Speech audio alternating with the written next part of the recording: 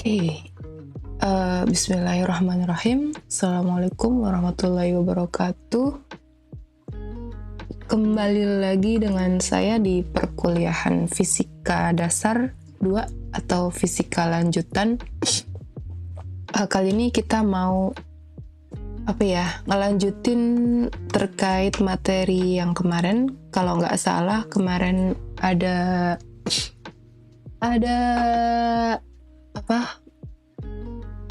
dua latihan soal. Jadi di sini kita mau coba jawab dua soal itu dulu.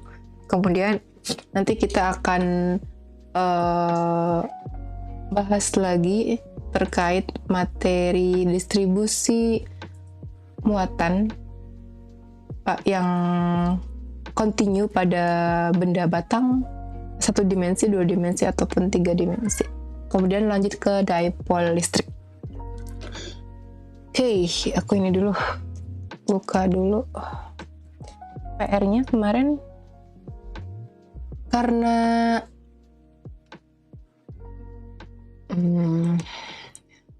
saya belum bisa ngebuka on class, jadi absensi masih sama, bisa di komen dulu. Udah bilang ke adminnya katanya Senin tanggal 28 Februari itu kan libur, jadinya ya belum jadilah on class-nya intinya. Untuk saya login-nya belum bisa. Untuk yang di Tinerba insya Allah udah sih, tinggal dikumpulin aja di situ tugasnya. Kalau nggak bisa lewat Gmail ataupun email.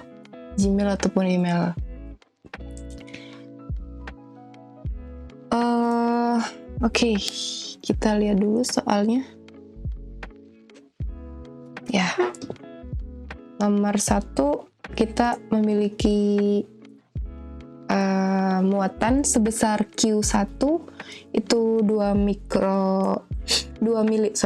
milikolom berada pada koordinat 5,2 meter, dan muatan Q2 sebesar 4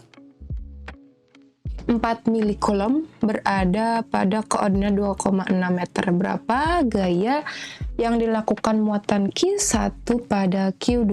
Ini kan hukum Newton ya, jadi bisa digambarkan dulu ya, intinya digambarkan dulu. Kita coba bikin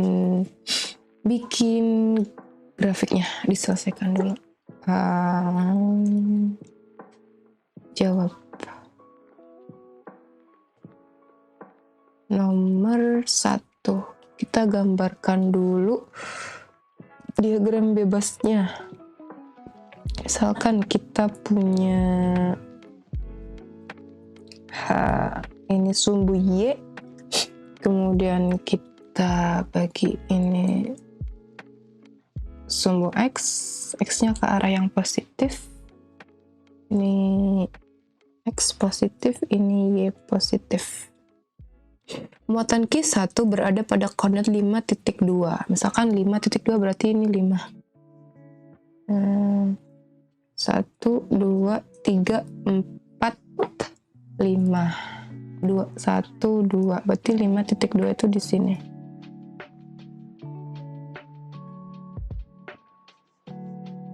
Sini ya. 5.2. Ini muatan Q1 sama dengan 2 milikolom. Kemudian Q2 itu 4 milikolom berada pada 2.6. 1, 2, 3, 4, 5, 6. Itu 2.6.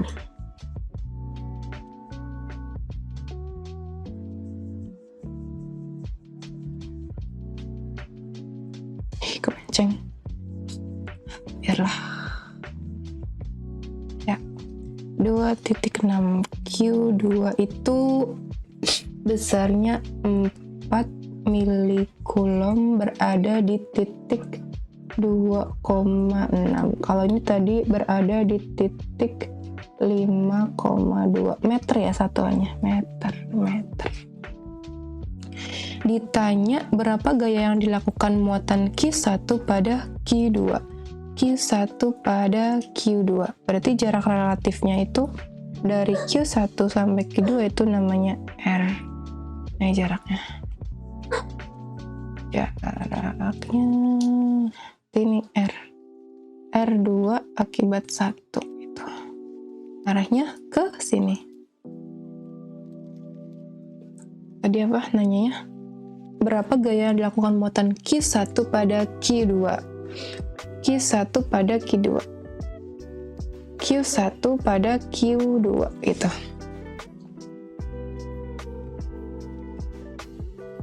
Berarti kita gambarkan dulu apanya nih? Jarak dari titik nolnya. Berarti R1-nya itu dari origin ke dari origin ke gedean ya.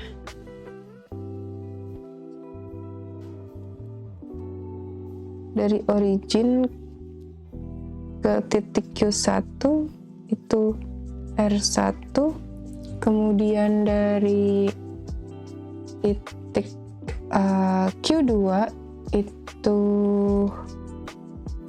R2.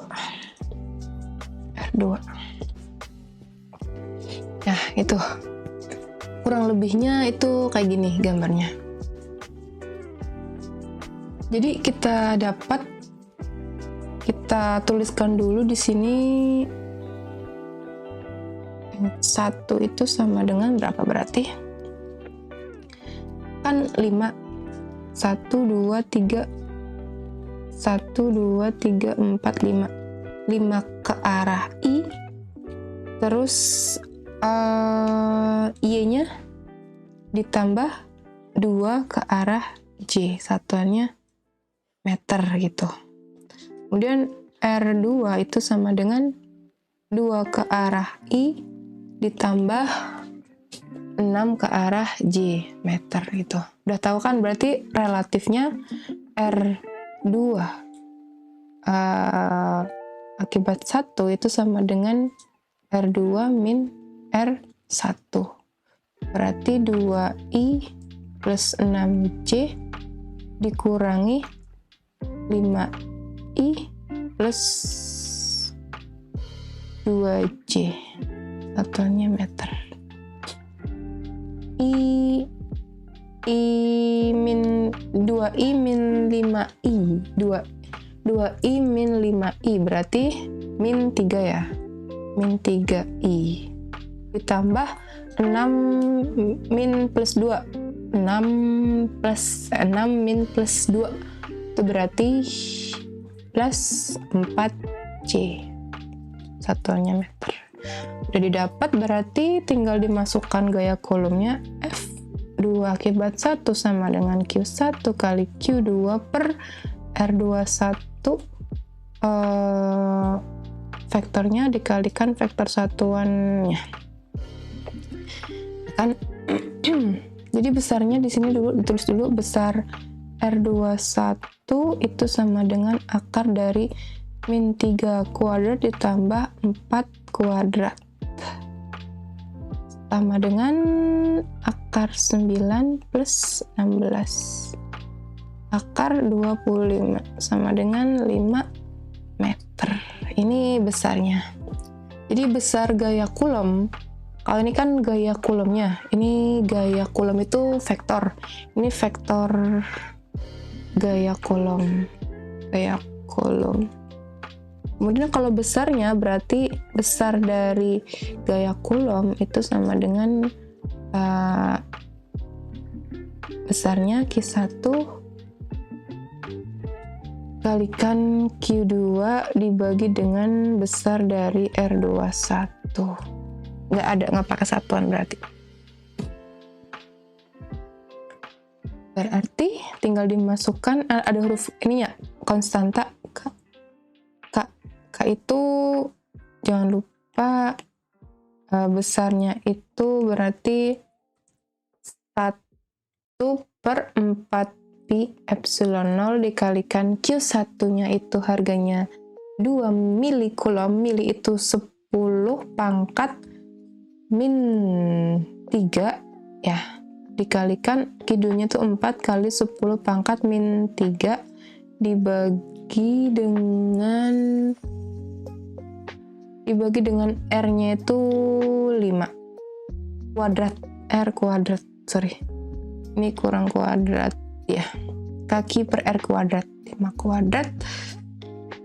Hasilnya itu nanti kalau dimasukkan ini 9 kali K nya itu 10 pangkat 9 Newton, satuannya aja ya, dikalikan 8 kali 10 pangkat min 6 dibagi dengan 25. Hasilnya itu sekitar 2880 Newton. Jadi ini arahnya kemana?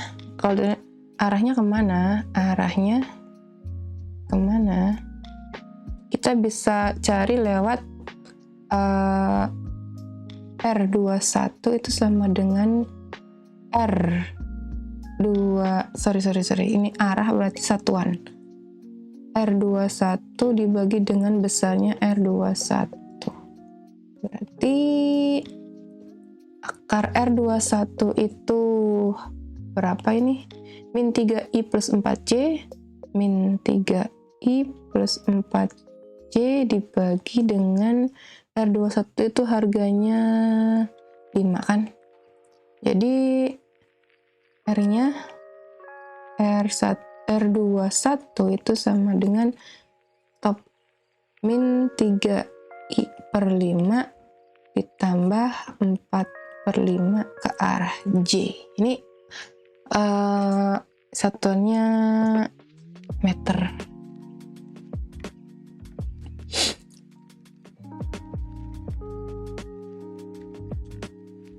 Jadi vektornya, kalau ini kan besarnya, ini hanya kalau ini hanya magnitude atau besar. Misalkan kalau besar itu, kalau vektor kan kita punya misalkan ya kecepatan. Saya mengendarai mobil dengan kecepatan 30 km per jam, 30 km per jam. Itu besar kecepatannya itu berarti 30 km per jam, tapi arahnya ke arah selatan kah, utara, kanan, kiri gitu. Misalkan aku mengendarai mobil 30 km per jam ke kanan, berarti ke kanan itu namanya vektor. Tapi kalau cuma 30 km per jam itu namanya magnitude atau besar, nilainya aja, nilainya 30 km per jam, arahnya itu berarti ke kanan misalkan, itu namanya vektor. Berarti kalau di sini sesuai dengan hukum Coulomb, kalau dicari arahnya berarti Q1 Q2 per R21 kuadrat kalikan R21. Ini satuannya. Jadi hasilnya 9 kali 10 pangkat 9 dikalikan 2 kali 10 pangkat min 3, ini Q1, Q2 nya itu 4 kali 10 pangkat min 3 dibagi dengan R21 nya itu berarti ini ya, R21 nya min 3i plus besarnya aja ding, ini sorry, ini besarnya berarti 5 kuadrat dikalikan arahnya berarti min 3 per 5 i plus 4 per 5 j meter. Enggak ding, satuannya adalah itu akan sama dengan nanti kalau dihitung pakai kalkulator dapat hasilnya min 1728 ke arah I ditambah 2304 ke arah J. Satuannya gaya itu Newton. Newton. Jangan lupa satuan itu penting. Satuan itu penting.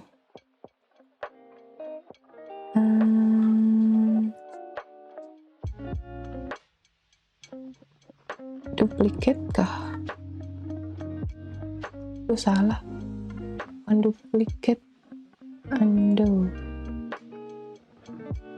Ya udah. Ini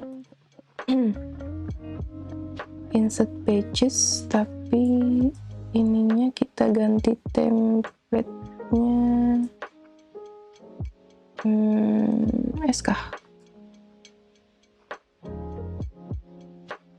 Ya, mungkin gitu. Kemudian yang nomor 2, udah berapa menit? 15 menit. Kemudian yang nomor 2, andaikan terdapat 2 buah muatan listrik masing-masing sekian.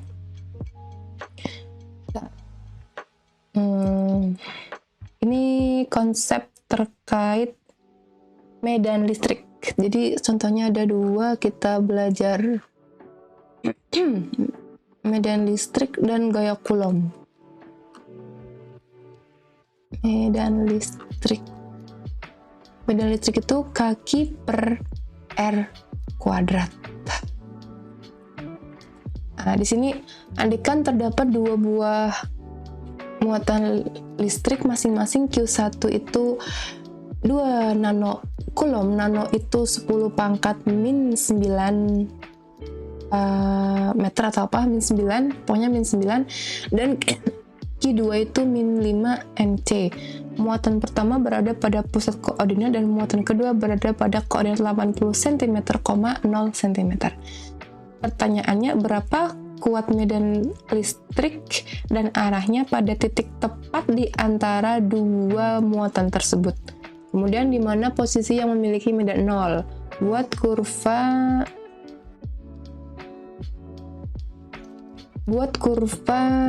kuat medan listrik sebagai fungsi koordinat Y sepanjang garis X sama dengan 10 cm. Jadi langkah pertama, kita ini dulu, copy dulu, duplicate.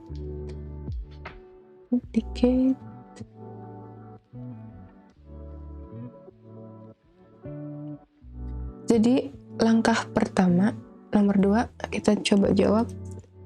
Nomor 2, langkah pertama itu kita gambarkan dulu apa ya, biasa ya, diagram bebas kalian ya. Gambarkan diagram bebasnya terlebih dahulu. Jadi misalkan kita punya apa nih, Q1 itu positif, ini Q1, kemudian Q2 nya itu negatif, ini Q2 berada pada jarak, susah,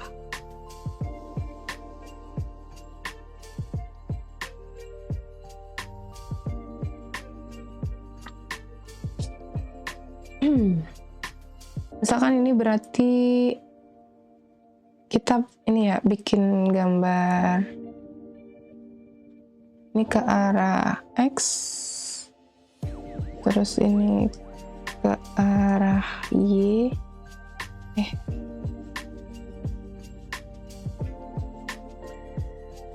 ini ke arah Y positif. Tapi ini kok jelek.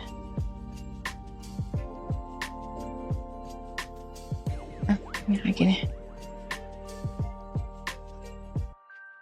Jadi misalkan muatan di antara titik ya, muatan di antara dua muatan.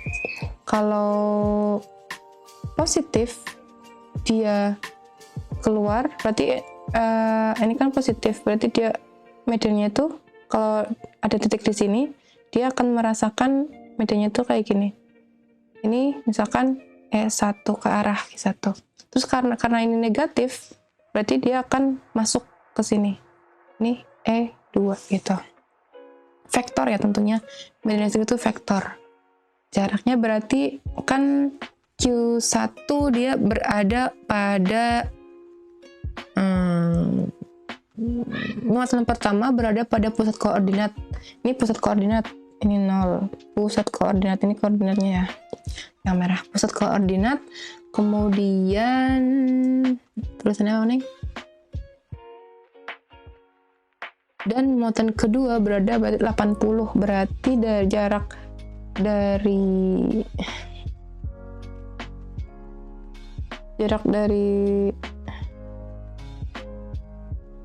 sini itu 80, berarti jarak ke sini berarti 0,4 meter, ini 0,4 meter gitu.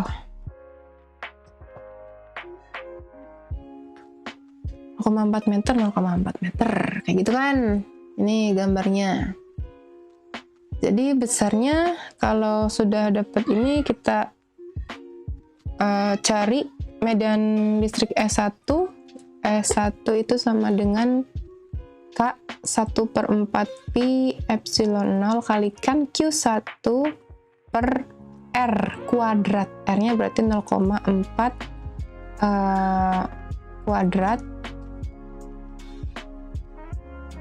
kuadrat kan ya?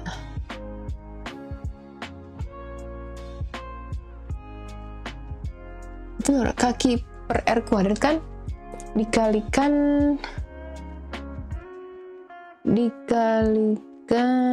ini kan besarnya, satuannya ke arah mana?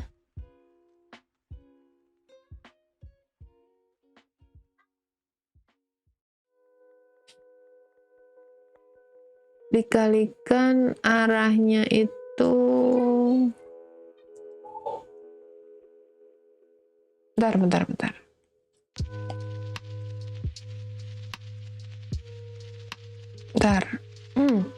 Kan R vektor itu sama dengan besarnya R dibagi dengan ini satuan. R satuan sama dengan ini R vektor dibagi dengan besarnya. Satuan R-nya kalau E1 berarti dia 0,4 ke arah I topi dibagi dengan besarnya itu berarti 0,4 kah? Jadi R topi itu sama dengan 0,4 I per 0,4 kah?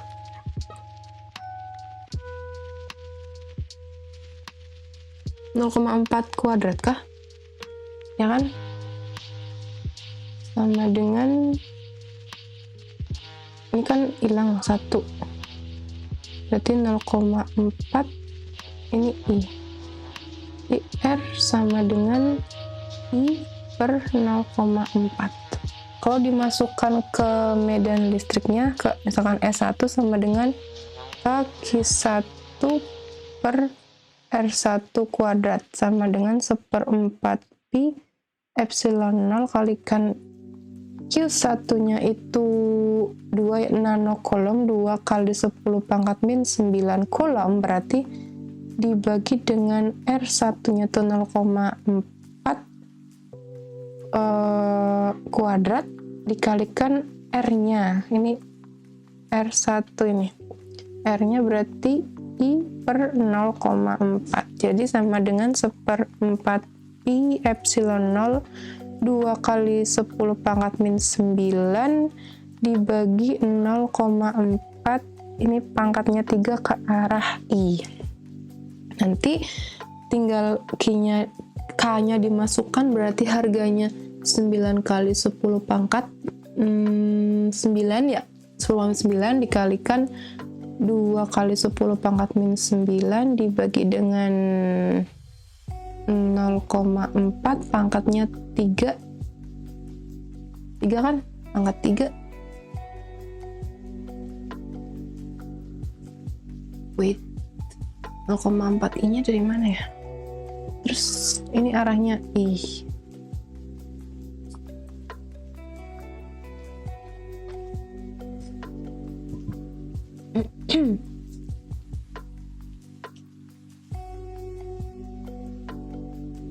(0,4) ke arah I besarnya berarti kan R kuadrat besar R berarti 0,4 dikuadratkan akar dari 0,4 kuadrat 0,4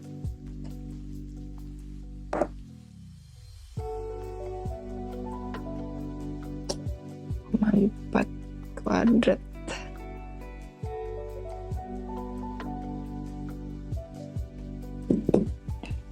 Anyway, ini untuk E1 kemudian E2-nya tuh sama. Kalau E2 berarti dia ke arah mana? E2 berarti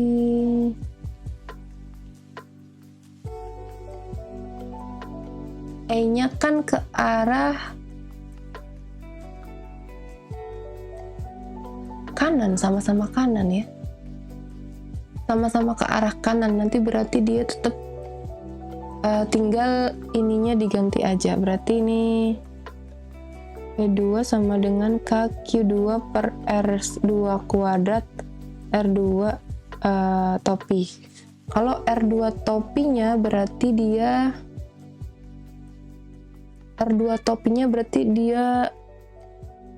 mengarah negatif ya. R2 topi dia berarti R2 topinya itu sama dengan min I per 0,4 gitu. Tinggal diganti aja.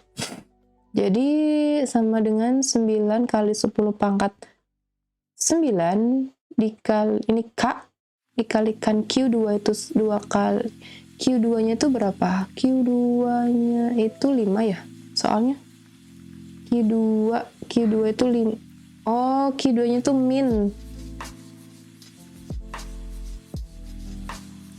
Q2-nya itu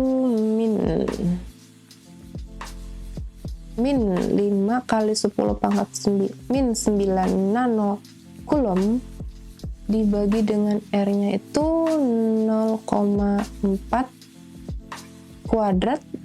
R2-nya itu dikalikan min I per 0,4. Jadi 9 kali 10 pangkat 9 dikalikan min kali min, nanti hasilnya jadi positif ya. 5 kali 10 pangkat min 9 per 0,4 pangkat 3 ke arah I gitu. Nanti hasilnya berapa dihitung. Setelah itu dijumlahkan medan listrik total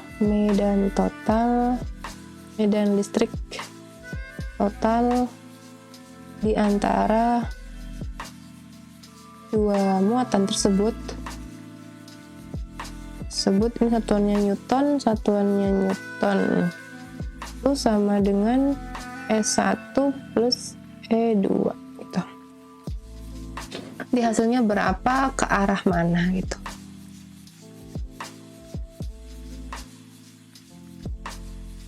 Yes. Masih panjang, baru 2 soal contoh.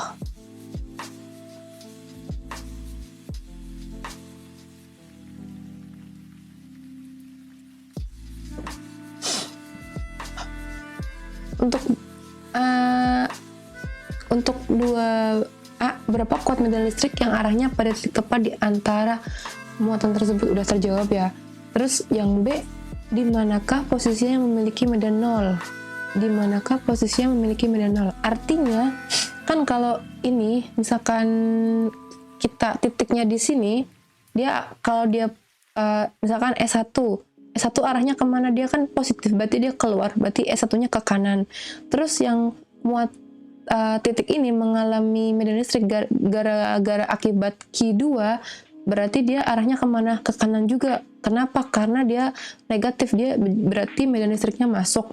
Berarti bagaimana ketika titik di mana ketika harga S1 itu minus E2-nya itu sama dengan 0 itu berapa? Otomatis kan di sini. Kalau di sini berarti dia E1-nya itu keluar berarti ke kiri, terus E2-nya karena ke dalam dia berarti ke kanan, makanya dia titiknya 0. Berarti dia di sebelah kiri dari Q1 akan titiknya 0. Tinggal dihitung jarak R-nya berapa yang tepat biar biar titik itu bernilai, medan listriknya bernilai 0. Itu untuk kedua, itu bisa dikerjakan. Terus kurva medan listrik sebagai fungsi koordinatnya sepanjang garis X sama dengan 10 cm. Kurva maksudnya itu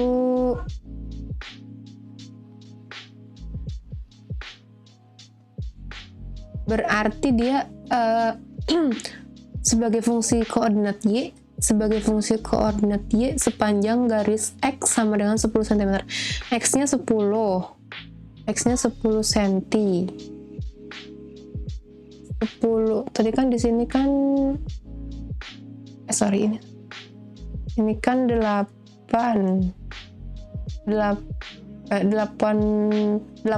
cm kan. 10 cm berarti dia dari titik Q1 dia 10 berarti 0,1 meter, X-nya itu 0,1 meter, titik Y-nya berarti dia mencari medan listrik sepanjang sumbu Y di sini ketika harga X-nya 0,1 meter. Tinggal dihitung setiap, ini pakai Excel sih, jadi kalau satu-satu kayak gini banyak banget kerjaannya. Cuma kalau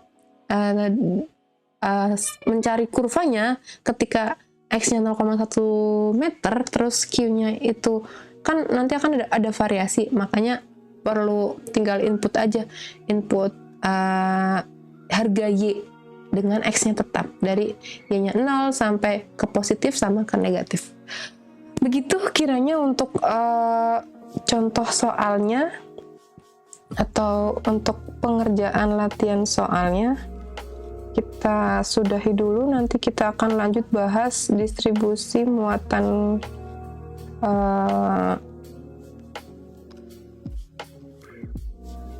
continue dan dipole listrik.